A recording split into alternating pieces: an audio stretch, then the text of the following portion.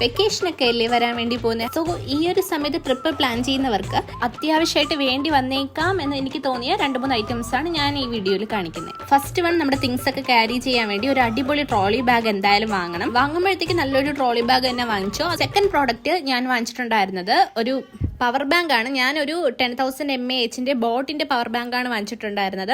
ഞാൻ ഈ ഒരു പവർ ബാങ്ക് അധികം യൂസ് ചെയ്തിട്ടില്ല. എന്തായാലും കുറച്ച് നാൾ ഇത് യൂസ് ചെയ്തിട്ട് എങ്ങനെ ഉണ്ടായിരുന്നെന്ന് ഞാൻ വേറൊരു വീഡിയോയിൽ പറയാം. തേർഡ് പ്രോഡക്റ്റ് ഒരുപാട് നാളത്തെ ഒരു ട്രിപ്പ് പ്ലാൻ ചെയ്യുന്നവർക്ക് യൂസ്ഫുൾ ആവുന്ന ഒരു പ്രോഡക്റ്റാ. തേർഡ് പ്രോഡക്റ്റ് ഒരു വാക്വം കംപ്രഷൻ സ്റ്റോറേജ് ബാഗ് ആണ്. ഈ ഒരു ബാഗിന്റെ ഡീറ്റെയിൽഡ് വീഡിയോ ഞാൻ ഓൾറെഡി നമ്മുടെ ചാനലിൽ അപ്ലോഡ് ചെയ്തിട്ടുണ്ട്. ഫോർത്ത് പ്രോഡക്റ്റ് എന്നെ പോലത്തെ ഫോട്ടോ ഭ്രാന്തികൾക്കുള്ളതാണ്. എവിടെയെങ്കിലും പോകുമ്പോൾ ഫോട്ടോസും വീഡിയോസും എടുത്തോണ്ടിരിക്കുന്ന സമയത്ത് സ്റ്റോറേജ് തീർന്ന എന്ത് ചെയ്യും?